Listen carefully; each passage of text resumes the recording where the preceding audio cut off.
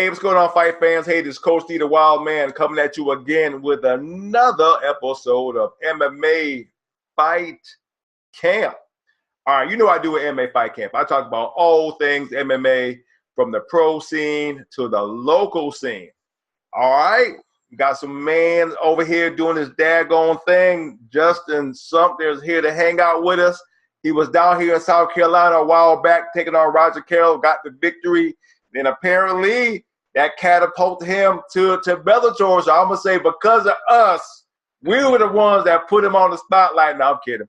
But like I said, we got him on today. He's going to talk about all the good things, what's going on with him, how his fight went down, and what's next. So, Justin, what's going on, brother? Nothing, man. Nothing much, man. Thanks for having me. Hey, man. Hey, I'm glad to have you. So let's catch up, man. So after you were down here in South Carolina, you fought Roger Carroll, unanimous decision, things went great. What happened after that? So apparently we know where you went, but how'd you get there? Yeah, so after that, I had a fight in July with, I did the Contender Series. Didn't go my way, but it was definitely great exposure, great atmosphere out there. And then I kind of took some time off the rest of the year, just getting some things straight. I have a full-time job, and I had a big project I was working on, so wanted to get that out the way. And then just definitely trying to do something at the beginning of the year. Mm-hmm. So the beginning of the year comes around, and then they turns out they're going to do a show in Connecticut. Bellator is actually going to do a show in Connecticut, and they put my name in there, and I was able to get a nod to get on that card. And I had the fight, and the fight went my way. Definitely a great performance, and super excited. I'm still kind of on level 9 with that. Still feeling the waves. People still congratulating me. The videos, like I was looking at the video on Bellator website, and it had like 19,000 views. Mm-hmm. So still kind of dying down, but definitely an awesome experience. Well, you definitely put your name on the map, because it's trending out this way. Like I said, it's making the rounds very well. Hey, when you come back from that first round and then get the rear naked choke, man, you gotta ride with it, man. So ride this wave. Yeah, definitely. So go ahead. Oh no, you go ahead, guys. I was just gonna. So now that you're in Bellator, do you get a multi-fight contract, or how does that work for the fans? Well, so what they typically do, local fighters, they kind of put them on the prelims and kind of ease their way in there. And sometimes they get multi-fight contracts. Most of the time, what they do is they give them a single contract to see how they do, and then from that fight, then they shoot out. And say, hey, we want to do like a 3-fight deal. So they haven't shot back a deal back to me yet, but definitely with a fight like that, and with my record, they're probably definitely going to send something soon. So I'm just waiting. No rush. I got some things going on in my life. I got a baby coming in April. So definitely just taking my time. Don't need to rush things. Get back to training, and things will come.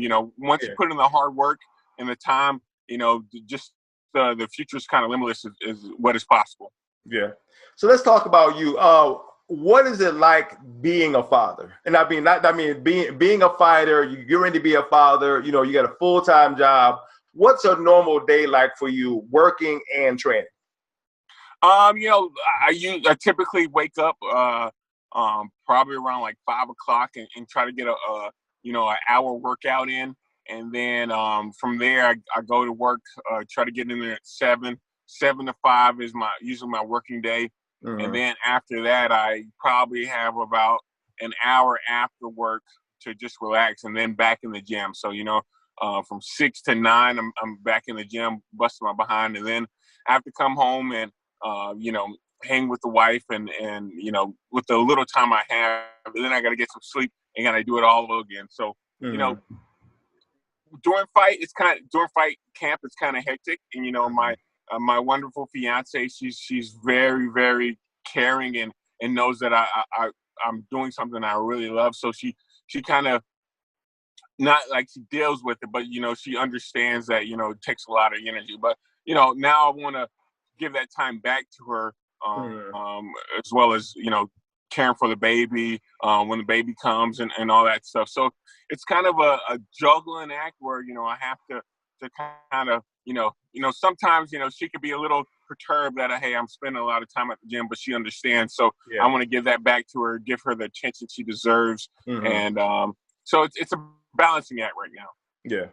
So depending on where you're at, do you have like a striking coach, a jiu-jitsu coach, a wrestling coach like that, or do you just all lumped into one with one coach? Yeah, well, my coach is Nick Knowles, so he's kind of well-versed in wrestling, well-versed in jiu-jitsu, and well-versed in MMA. So every now and then I kind of cross-train. Like this camp I was training with Glover Texera in Danbury. And, you know, like he's an awesome fighter. He's awesome at jiu-jitsu. And he has definitely some of the best striking coaches with him. So, you know, doing a little cross-training, it definitely helps me kind of well-round my skill. Also, I have Ryan Roddy. He's our wrestling coach. He teaches wrestling at a college nearby. And so he comes in ever so often when he's not like teaching or helping his students. He comes in and gives me a different look, some collegiate wrestling styles, and kind of with that accompanied with Nick, we kind of mold it together and kind of have a good recipe as far as, you know, putting things together that kind of fit with my fighting style. Okay. So let's talk about this fight you just had. Did you did anything different for Ronaldo Felix, or it was just business as usual? Just business as usual. You know what I mean? Like as you can see in the fight, man, he's definitely a power punching. You know, he's throwing 1 and 2 strikes, and you know, definitely just a basic thing was just footwork. You know, I kind of messed up a little bit, and he caught me. But you know, just business as usual. Kind of kept it to the same things, keeping my cardio fresh, keeping my striking fresh, and keeping my wrestling on point. But you know, as you can see in the fight, you know, you really can't tell how the fight's going to go. Yeah. You just kind of go with the flow and you know, figure it out kind of on your feet per se. Yeah. Well, let's talk about getting caught. I mean, were you rocked, or was this the impact that knocked you down, or were you seeing stars? To be honest with you, that 15 seconds, you know, after I got hit, I don't remember anything. Yeah. I literally don't remember that time frame. And like we were fighting, and he caught me with something. I guess I was in autopilot mode. He caught me with something, and I was like, I kind of woke up a little bit. I was like, oh man, if you're gonna hit me that hard, you might as well put me out. And like literally, I did not remember the 15 seconds before. And so, like, you know, like as you could see, like when I got back up, it was like nothing changed. Like I just continued to do what I was doing before. Well, that's because I didn't really recognize I got dropped, and you know, technically I was out for a split second, but you know what I mean, I didn't recall.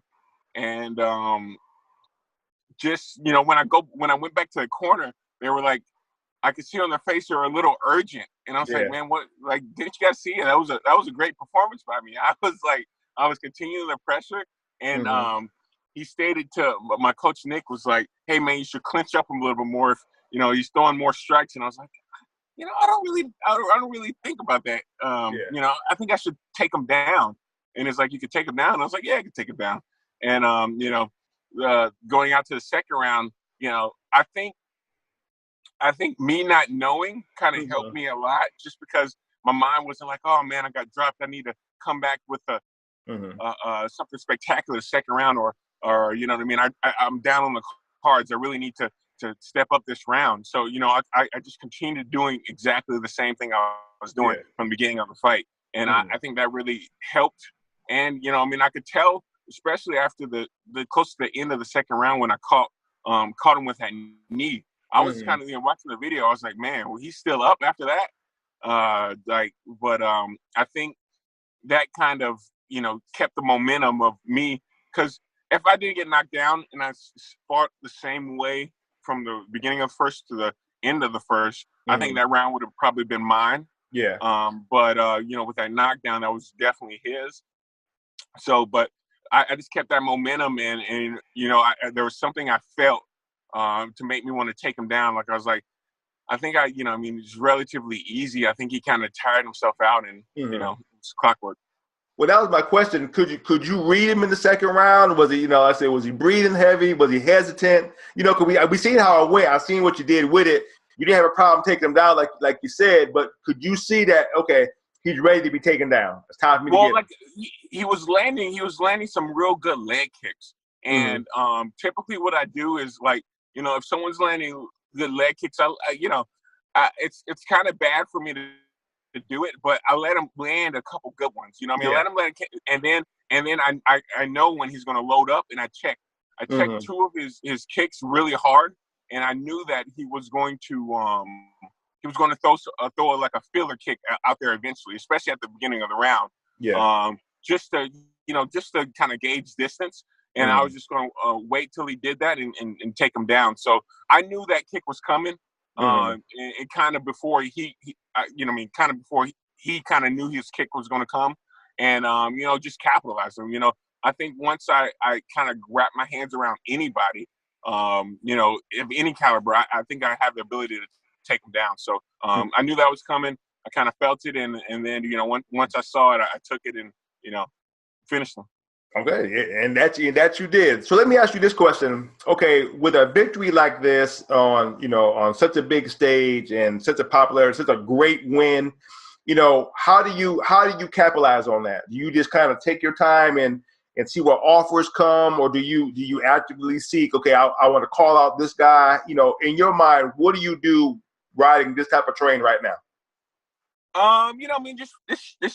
Just let this hold my cards right now. Not try to call out. And if someone calls me out, and it's definitely a good matchup and it makes sense. I'll respond. But let the energy around this fight kind of mellow and let people see it. Because having 19,000 views in less than a week, definitely a lot of people are seeing it. Yeah. So all I have to do is just stay in shape, keep my wits about me. Don't say anything reckless, or you know what I mean. That's how, because nowadays, someone get a big win underneath their belt, they say something reckless, and now it's they're like, oh well, that guy, he said this. So don't try to boost myself up. I performed in there, and everybody saw it. So all I have to do is just wait, and the good things will come. Yeah, I definitely agree with that. And like I said, you riding high right now, dude. So hey, enjoy that ride, man, because you looking good. Like I said, everybody, like I said, after that first round, that's all we was talking about. That's all we was talking about, back and forth. Hey, did you see it? Did you see it? And so you there, buddy. All you gotta do is keep pushing.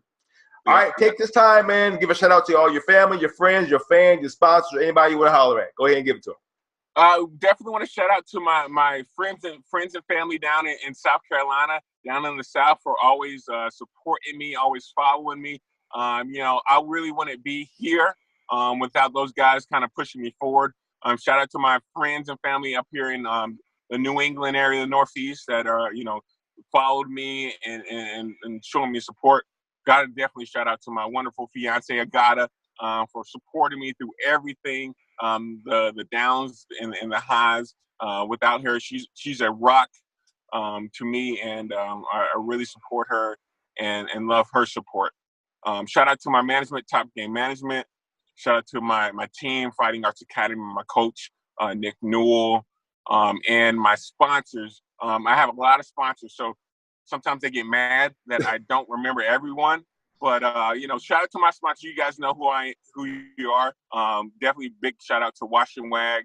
All the other guys that have really supported me, putting their energy and time and effort into making sure that I succeed. Without them, definitely wouldn't be here. And you guys can follow me, Fort Sumpter MMA, on Instagram and Twitter, and Justin the Fort Sumpter on Facebook. All right, fight fans, you heard it, man. Hey, he doing big things. He choking out people. He in that spotlight right now. So we gonna give him all the love and support that we can. All right, Justin, give us your name and your camp one more time. My name is Justin the Fort Sumpter, fighting out of West Haven, Connecticut, Fighting Arts Academy. All right, you heard it. This is Coach D. Like I said, give me the best stories and the best interviews. Till you hear from me again, peace out.